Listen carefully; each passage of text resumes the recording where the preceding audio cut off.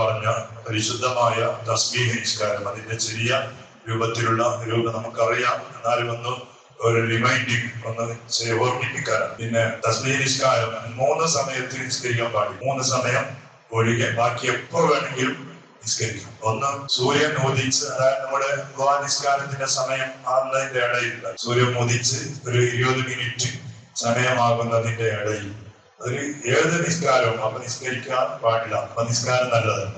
സൂര്യൻ ഉദിച്ച് 20 മിനിറ്റ് സമയം കഴിഞ്ഞതിന് ശേഷം അതിന്റെ ഇടയ്ക്ക് തസ്ബീഹ് നിസ്കാരായാലും ഏത് നിസ്കാരമാണ് പാടില്ല. മറ്റൊന്ന് നട്ടുച്ച സമയത്തും തസ്ബീഹ് നിസ്കരിക്കാൻ പാടില്ല. അതുപോലെ മൂന്നാമത്തത് അസ്ർ നിസ്കാരം കഴിഞ്ഞാൽ പിന്നെ മഗ്‌രിബിന്റെ ഇടയിൽ തസ്ബീഹ് നിസ്കാരം നല്ലതാണ്. 3 സമയം അല്ലാത്ത ബാക്കി ഏത് സമയത്തിനും നമുക്ക് ഇഷ്ടംപോലെ നിസ്കരിക്കാം. പിന്നെ തസ്ബീഹ് നിസ്കാരത്തിന്റെ നിയത്ത്, തസ്ബീഹ് നിസ്കാരം അത് ഈ പകൽ സമയത്ത് നിസ്കരിക്കുന്നുണ്ടെങ്കിൽ 4 റക്അത്ത് ദുഹർ നിസ്കാരം പോലെ ഒന്നിച്ച് നിസ്കരിക്കലാണ് നല്ലത്. പകൽ നിസ്കരിക്കുന്നുണ്ടെങ്കിൽ 4 റക്അത്ത് ഒന്നിച്ച് ഒരേ സലാം കൊണ്ട് നിസ്കരിക്കുക, നമ്മുടെ ദുഹർ നിസ്കാരം പോലെ. രാത്രിയാണ് നിസ്കരിക്കുന്നതെങ്കിൽ 2 സലാം കൊണ്ട് 2 റക്അത്തായിട്ട് നിസ്കരിക്കലാണ് ഉത്തമം. നിസ്കാരത്തിന്റെ നിയത്ത് തസ്ബീഹ് നിസ്കാരം 2 റക്അത്ത് അല്ലാഹു തആലക്ക്, രാത്രിയാകുമ്പോൾ സുബഹിയാകുമ്പോൾ 4 റക്അത്ത് അല്ലാഹു തആലക്ക് വേണ്ടി ഞാൻ നിസ്കരിക്കുന്നു എന്ന് നിയത്ത് വെക്കുക. കൈകെട്ട, വജ്ജത്തോത, ഔദോത ഒക്കെ വേണം. ഏത് നിസ്കാരത്തിനാണെങ്കിലും അതെല്ലാം ചെയ്യുമ്പോഴാണ് അതിന്റെ ഒരു ഫുള്ള് ക്വാളിറ്റി പൂർത്തിയാകുന്നത്. നമുക്ക് തറാവി എല്ലാം കുറച്ച് ഇതല്ലേ, കുറെ 20 റക്അത്ത് നിസ്കരിക്കണം, കുറെ എനിക്കോ ഇതെല്ലാകുമ്പോൾ കുറച്ച് ബുദ്ധിമുട്ടല്ലേ. അപ്പൊ അതുകൊണ്ട് ഷോർട്ടായിട്ട് കാരണം വജ്ജത്തില്ലാതെ ഏത് നിസ്കാരാണെങ്കിലും വജ്ജത്ത് ഒഴിവാക്കൽ കറാത്താണ്. ഏത് നിസ്കാരാണെങ്കിൽ വജ്ജത്ത് ഒഴിവാക്കൽ കറാത്താണ്. അപ്പൊ ആ വജ്ജത്ത് ഒഴിവാക്കിയതിന്റെ കറാത്ത് കിട്ടാതിരിക്കാൻ വേണ്ടിയിട്ട് നമുക്ക് ഫുഖാക്കൾ പഠിപ്പിച്ചു തന്ന ചെറിയൊരു ടെക്നിക്കാണ് ചെറിയ സമയത്ത് ആ വജ്ജത്തോതി കൂലിയത് കിട്ടല്ല. അത് വേറെ തന്നെയാണ്. അത് അതിന്റെ അർത്ഥം ചിന്തിച്ചാല് ഭയങ്കരല്ല. വജ്ജത്ത് എന്ന് പറഞ്ഞാൽ അതിന്റെ കൂലി കിട്ടല്ല. പിന്നെ കറാത്തിൽ നിന്നിട്ട് നമുക്ക് രക്ഷപ്പെടാൻ കഴിയും. അപ്പൊ വജ്ജത്തോത, ഔദോത, അത് കഴിഞ്ഞിട്ട് പിന്നെ ഫാത്തിഹോത, സൂറത്തോത. ആദ്യത്തെ റക്അത്തിൽ അൽഹാഖുമുത്തകാതുർ എന്ന സൂറത്താണ്. അൽഹാഖുമുത്തകാതുർ എന്നിട്ട് സൂറത്തിൽ ഓതി കഴിഞ്ഞാൽ ഒരു 15 പ്രാവശ്യം തസ്ബീഹ് അല്ല, 4 റക്അത്തിലായിട്ട് 300 തസ്ബീഹാണ്. നമുക്കറിയാം, ഒന്ന് ഓർമ്മിപ്പിക്കാനാണ്. 15 തസ്ബീഹ് ഫാത്തിഹ സൂറത്തിൽ ഓതി 15. പിന്നെ റുക്കൂയിൽ പോവാം. റുക്കൂയിൽ ചെല്ലേണ്ട സുബ്ഹാന റബ്ബിയൽ അദീം വബിഹംദിഹി ചെല്ലിയിട്ട് ഒരു 10 തസ്ബീഹ് 25. പിന്നെ ഇഅ്തിദാലി റബ്ബനാ ലക്കൽ ഹംദു മിനസ് സമാവാതി വമിനൽ അർളി വമിനമാ ശിഅത മിൻ ശൈഇൻ ബഅദ് അത് ചെല്ലിയിട്ട് ഒരു 10 തസ്ബീഹ്. പിന്നെ സുജൂദിൽ പോവാം. 35 സുജൂദിൽ പോവാം. സുബ്ഹാന റബ്ബിയൽ അഅ്ലാ വബിഹംദിഹി അത് 3 ചെല്ലാം. പിന്നെ ഒരു 10 തസ്ബീഹ് 45. പിന്നെ സുജൂദിന്റെ ഇടയിലുള്ള ഇരുത്തം അല്ലെ, അവിടെ ഒരു നല്ല ദുആണ്ട്, ഭയങ്കരമായ ദുആണ്. അത് കേരളസ് ചെയ്യുന്ന ദുആണ്. നിസ്കാരത്തിന്റെ പുറത്തുള്ള ദുആക്ക് വലിയ മാറ്റം ഉണ്ടെങ്കിൽ നിസ്കാരത്തിന്റെ ഉള്ളിലുള്ള ദുആക്ക് എത്ര വലിയ മാറ്റമുണ്ട് അല്ലെ.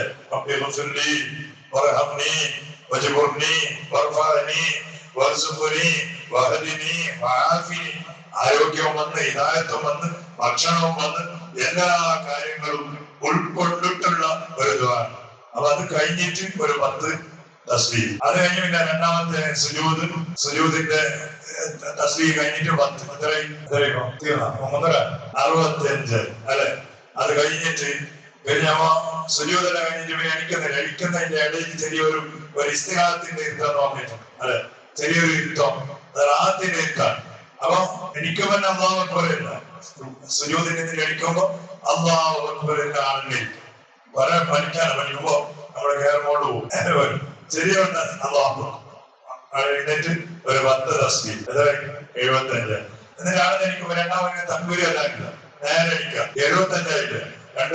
രണ്ടാം റക്അത്തിൽ 75. രണ്ടാമത്തെ റക്അത്തിൽ അത്തഹിയ്യാത്തിനാണ് ഞാൻ ഇരിക്കല്. സുജൂദിന് അത്തഹിയ്യാത്തിൽ ഇരിക്കലാണ്. എന്നിട്ട് അത്തഹിയ്യാത്ത് ഓതുന്നതിന് മുമ്പ് ഒരു 10 തസ്ബീഹ്. അങ്ങനെ 75, 75, 150 അതുപോലെ പിന്നെ ബാക്കിയുള്ള റക്അത്ത് അതൊക്കെ നമുക്ക് പഠിക്കേണ്ടത് സൂറത്ത് മാത്രമാണ്.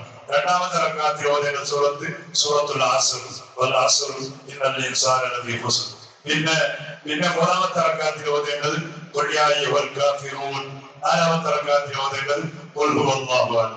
നല്ല സുബ്ഹാനല്ലാഹ് തസ്ബീഹ് തസ്ബീഹ് സുബ്ഹാനല്ലാഹി വൽഹംദുലില്ലാഹി വലാ ഇലാഹ ഇല്ലല്ലാഹു അല്ലാഹു അക്ബർ. പിന്നെ നല്ല സൂഫികളാണെങ്കിൽ പിന്നെ പറയില്ല ഹൗല വലാ ഖുവത ഇല്ലാ ബില്ലാഹിൽ അലിയ്യിൽ അദീം. അത് നമുക്ക് ഇത്രയല്ല. സുബ്ഹാനല്ലാഹി വൽഹംദുലില്ലാഹി വലാ ഇലാഹ ഇല്ലല്ലാഹു അല്ലാഹു അക്ബർ. എല്ലാവരുടെ തസ്ബീഹുണ്ട്, തഹ്മീദുണ്ട്, തക്ബീറുണ്ട്, തഹ്ലീലുണ്ട്. അതെല്ലാം കൂടിയ ഒരു 300 തസ്ബീഹ് ഒരാൾ ചെല്ലുമ്പോൾ മാഷാ അല്ലാഹ് നമ്മുടെ ജീവിതത്തിൽ വലിയ പ്രത്യേകത. ചെയ്തു പോയ പാപങ്ങളെല്ലാം പൊരുത്തു തരും. നമ്മുടെ ജീവിതത്തിൽ പ്രത്യേകമായ വെളിച്ചുണ്ടാവും. മുൻഗാമികൾ അങ്ങനെയാണ്. അവർക്കൊരു ബുദ്ധിമുട്ടല്ല വന്നാൽ അവർ തസ്ബീഹ് നിസ്കാരം നിയന്ത്രിക്കുന്നുണ്ട്. കാരണം അത് കുറച്ച് സമയമെടുക്കുമല്ലോ.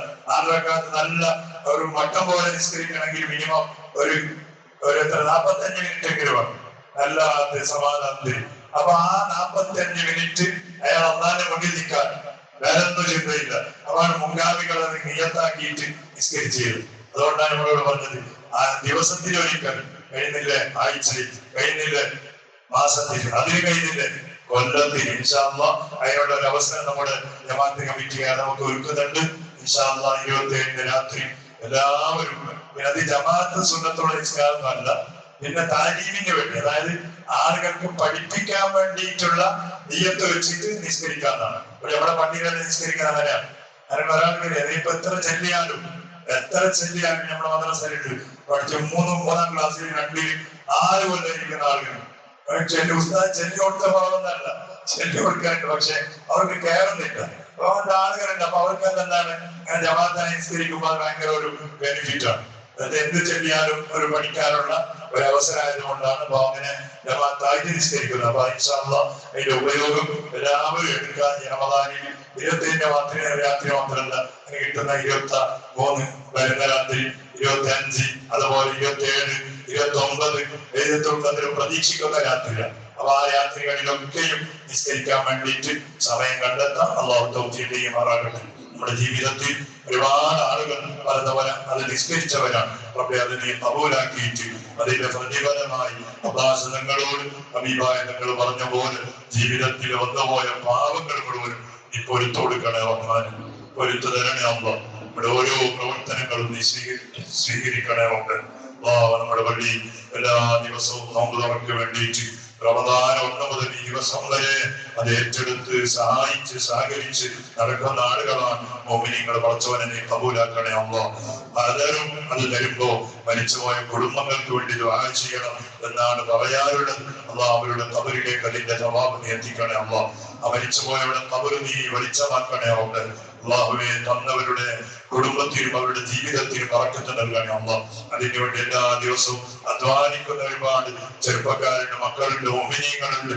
ആഫിയത്ത് നൽകണേ അല്ലാഹ്, ആരോഗ്യം നൽകണേ അല്ലാഹ്. പടച്ചവനെ നിന്റെ പള്ളിയെ സ്നേഹിക്കുന്ന ആളുകൾ, പള്ളിയെ സഹായിക്കുന്ന ആളുകൾ, അവരൊക്കെ നീ സ്നേഹിക്കണേ അല്ലാഹ്. പാതിരാത്രി സമയത്ത് ഒരുപാട് മോമിനീങ്ങൾ കൂടുതലും ചെറുപ്പക്കാരാണ്. പടച്ചവനെ കാണുമ്പോൾ വലിയ സന്തോഷമാണ്. അല്ലാഹ് അർശിന്റെ തണല് നൽകണേ അല്ലാഹ്. ഒരുപാട് ആരോഗ്യം കുറഞ്ഞ ആളുകളും വരുന്ന പടച്ചവനെ ആഫിയത്ത് നൽകണേ അല്ലാഹ്. ആ നിസ്കാരങ്ങൾ, നമ്മുടെ തറാവീഹുകൾ, നമ്മുടെ വിത്തറുകൾ, നമ്മുടെ എല്ലാ അമാലുകളും നമ്മിൽ നിന്ന് സ്വീകരിക്കണേ അല്ലാഹ്. ഒരുപാട് ആളുകൾ രോഗികളായി കഴിയുന്ന പടച്ചവനെ അല്ലാഹ് ശിഫ നൽകണേ അല്ലാഹ്. നമ്മുടെ അദ്വച്ച പടച്ചവനെ നീ ആഫിയത്ത് നൽകണേ അല്ലാഹ്. നമ്മുടെ കേൾവി അദ്വച്ച ആരോഗ്യം നൽകണേ അല്ലാഹ്. അവരുടെ ജീവിതത്തിൽ എന്താണോ ഖൈർ അത് നീ നടപ്പിലാക്കണേ അല്ലാഹ്. അങ്ങനെ ഒരുപാട് ഉമ്മമാർ, മുഅ്മിനീങ്ങൾ, പറഞ്ഞവർ, പറയാത്തവർ, ദുആ വസിയത്ത് ചെയ്തവർ, വസിയത്ത് ചെയ്യാത്തവർ ഒരുപാട് ആളുകൾ നമ്മുടെ നാട്ടിലും നമ്മുടെ കൂട്ടുകാരിലും ബന്ധുക്കളിലും അവരുടെ കുടുംബങ്ങളിലും രോഗികളായി കഴിയുകയാണ്. യാ ഷാഫി, യാ അല്ലാഹ് ശിഫ നൽകണേ അല്ലാഹ്, ശിഫ നൽകണേ അല്ലാഹ്. രോഗങ്ങൾ മുഴുവൻ മാറ്റണേ അല്ലാഹ്. പടച്ചവനെ, പ്രവാസികളായി അധ്വാനിക്കുന്ന നമ്മുടെ കുടുംബങ്ങളും നാട്ടുകാരും സ്നേഹിതന്മാരും ആഫിയത്തോടു കൂടിയുള്ള ദീർഘായുസ് കൊണ്ടവരെയും ഞങ്ങളെയും അനുഗ്രഹിക്കണേ അല്ലാഹ്. പടച്ചവനെ, നമ്മുടെ നാട്ടിലുള്ള നല്ലവരായ ചെറുപ്പക്കാർ ഏത് ദീനിന്റെ പരിപാടിയാണെങ്കിലും അതിന് വലിയ പ്രാമുഖ്യം കൽപ്പിച്ചുകൊണ്ട് അതിന്റെ ചുക്കാന് പിടിച്ച് അതിന്റെ വിജയത്തിന് വേണ്ടി ശാരീരികമായി സാമ്പത്തികമായി അധ്വാനിക്കുന്നവരാണ്. റബീഉൽ പരിപാടി നോക്കിയാലും അതുപോലെ റമദാനിന്റെ ഏത് പരിപാടി നോക്കിയാലും അൽഹംദുലില്ലാഹ് അല്ലാഹ് നമ്മുടെ ചെറുപ്പക്കാർക്ക് നീ വലിയ ബറക്കത്ത് നൽകണേ അല്ലാഹ്. നിന്റെ ദീനിന്റെ ഖാദിമീങ്ങളായവരെ നീ വളർത്തണേ അല്ലാഹ്. നമ്മുടെ നാട്ടിൽ നടക്കുന്ന ഏത് ദീനി സംരംഭങ്ങൾ ഉണ്ടായാലും അതിലൊക്കെയും പടച്ചവൻ അതിന് വലിയ ഒരു സൗഭാഗ്യം നമ്മുടെ ചെറുപ്പക്കാർക്ക് നീ നൽകണേ റഹ്മാനെ. യാ അല്ലാഹ് മരിച്ചുപോയ നമ്മുടെ കുടുംബങ്ങൾക്ക് മുഴുവനും നീ മഗ്ഫിറത്തും മർഹമത്തും നൽകണേ അല്ലാഹ്. ബിഹഖി സയ്യിദിനാ മുഹമ്മദ് സ്വല്ലല്ലാഹു അലൈഹി വസല്ലം. അശ്ഹദു അൻ ലാ ഇലാഹ ഇല്ലല്ലാഹ് അസ്തഗ്ഫിറുല്ലാഹ്. اللهم إني أسألك الجنة وأعوذ بك من النار. اللهم أعتقني من النار وأدخلني الجنة يا رب العالمين. اللهم إنك عفو تحب العفو فاعف عني. حسبنا الله ونعم الوكيل، نعم المولى ونعم النصير.